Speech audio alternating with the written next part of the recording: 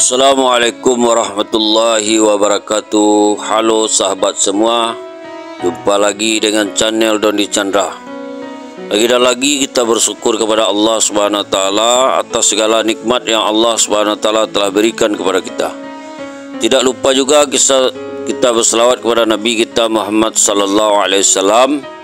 Allahumma salli ala Sayyidina Muhammad wa ala ali Sayyidina Muhammad. Hari ini kita akan membahas satu buah hadis tentang keutamaan berzikir kepada Allah SWT. Sebelum kita membahas hadis ini, terima kasih atas subscribe-nya. Semoga Allah SWT meridai kita. Keutamaan membaca tasbihat. Dari Juwariyah radhiyallahu anha, sesungguhnya Nabi SAW pergi meninggalkannya untuk mengerjakan solat subuh, sedangkan ia Juwariyah berada di tempat solatnya. Kemudian beliau SAW kembali pada waktu duha dan Juwariyah masih tetap duduk di tempatnya. Nabi bertanya, apakah engkau masih seperti yang kutinggalkan tadi? Ya, ia menjawab. Rasulullah SAW bersabda, aku telah mengucapkan 4 baris kalimat sebanyak 3 kali. Seandainya kalimat-kalimat itu ditimbang dengan apa yang telah engkau ucapkan sejak hari ini, maka ia akan lebih berat. 4 kalimat itu ialah subhanallah wa bihamdihi adada khalqihi wa ridha nafsihi wa zinata arsihi wa midada kalimatihi. Maha suci Allah dengan memujinya sebanyak makhluknya, serida hatinya, seberat arsinya dan sebanyak kalimat-kalimatnya. Sa'ad radhiyallahu anhu bin Abi Waqqas meriwayatkan bahawa ia bersama-sama Rasulullah SAW masuk ke rumah seorang wanita sahabiah. Sedang di hadapannya terletak biji-biji kurma dan batu kerikil yang digunakan untuk menghitung ucapan tasbihnya.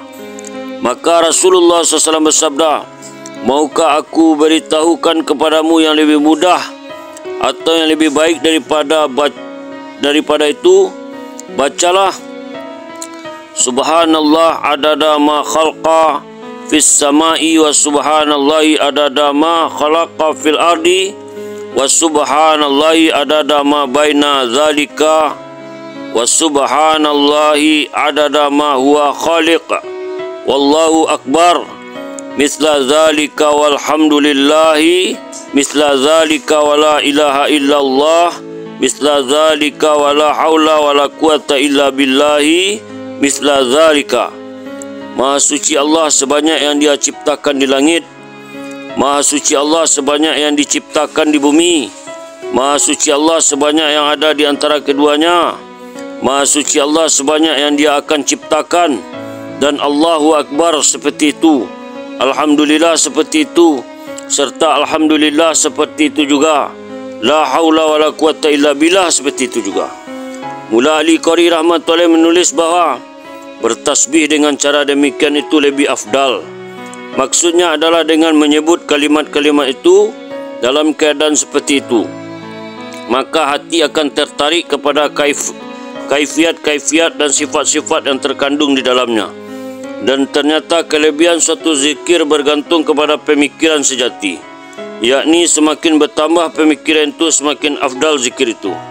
Oleh kerana itu, sedikit membaca Al-Quran sambil memikirkan maknanya adalah lebih afdal daripada membaca Al-Quran banyak-banyak tetapi tanpa memikirkannya.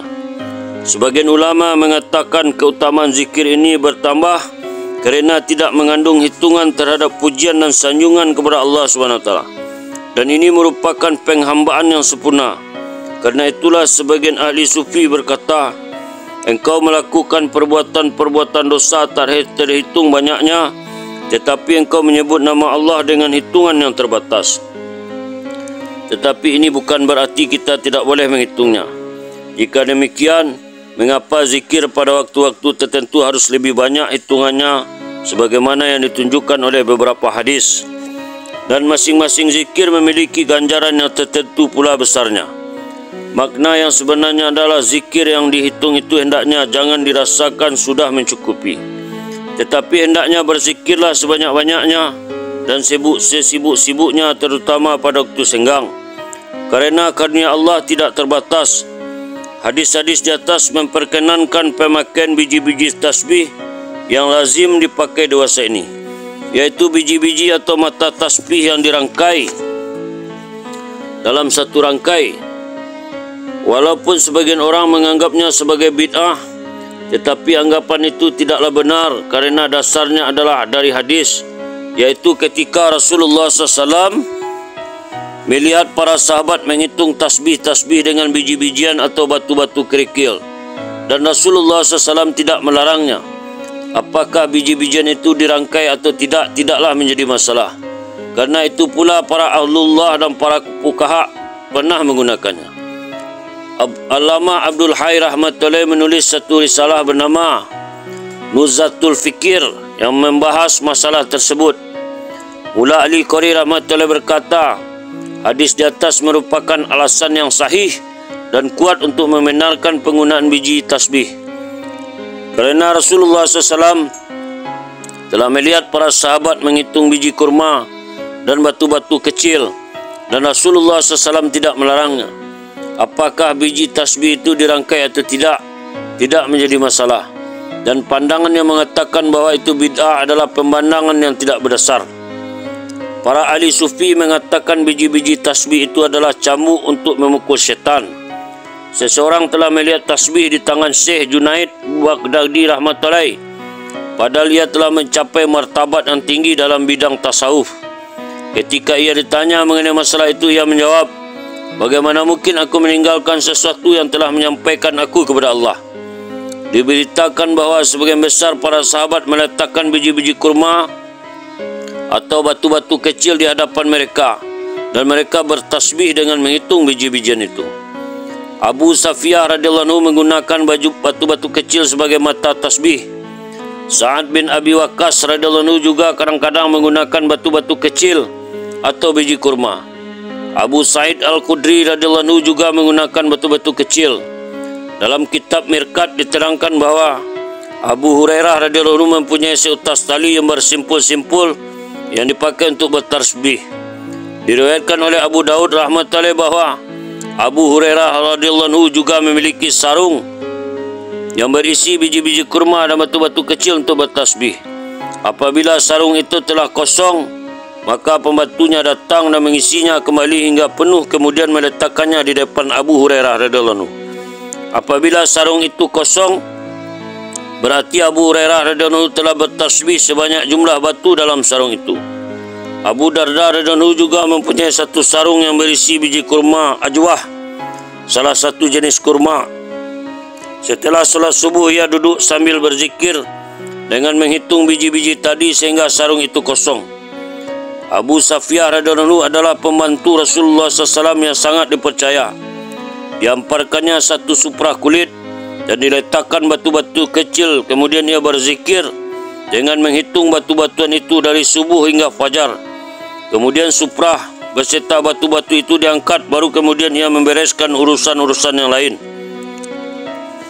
Setelah zuhur, suprah itu dihampar kembali dan ia pun berzikir hingga asar. Kemudian dari asar hingga maghrib. Cucu Abu Hurairah radhiyallahu anhu meriwayatkan, kakek saya mempunyai seutas tali yang bersimpul-simpul sebanyak 2000 simpul. Ia tidak tidur pada malam hari dan berzikir sebanyak jumlah simpul pada tali itu.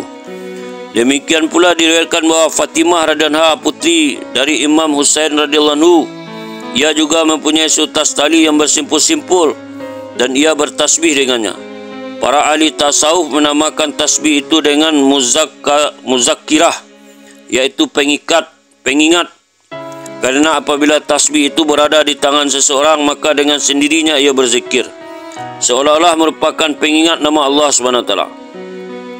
Sebuah hadis yang diriwayatkan oleh Ali radhiyallahu anhu, ia berkata, Rasulullah SAW pernah bersabda bahawa biji-biji tasbih itu muzakkirah yang baik sekali. Allamah Abdul Hayy rahmatullahi mengatakan bahawa dari dirinya hingga ke atasnya tiap-tiap guru memberikan seutas tasbih bersama ijazah kepada murid masing-masing. Akhirnya silsilah ini sampai kepada seorang murid Syekh Junaid Baghdadi rahmatullahi. Ia bertanya ketika melihat tasbih di tangan gurunya. Syekh Junaid Baghdadi rahmatullahi Masihkah guru memerlukan tasbih sedangkan guru telah mencapaikan martabat yang dicita-citakan? Ia menjawab, pertanyaan seperti ini pernah pula aku kemukakan kepada guruku Syekh Syirik Sakti rahmatullahi. Dan ia menjawab, pertanyaan serupa ini telah aku tanyakan pula kepada guruku Ma'ruf Karki rahmatullahi. Dan ia menjawab bahawa pertanyaan seperti ini pernah pula dikemukakan kepada gurunya Syekh Bish Hafiyah rahmatullahi. Dan ia pun menjawab bahawa pertanyaan serupa ini pernah dikemukakan kepada gurunya Syekh Umar Maki. Dan ia menjawab bahawa pertanyaan serupa ini pernah pula dikemukakan kepada gurunya Syekh Hasan Basri rahmatullahi, Syekh penghulu ulama tasawuf. Apakah guru masih memegang tasbih sedangkan Allah SWT telah menganugerahkan kepada guru martabat yang setinggi-tingginya?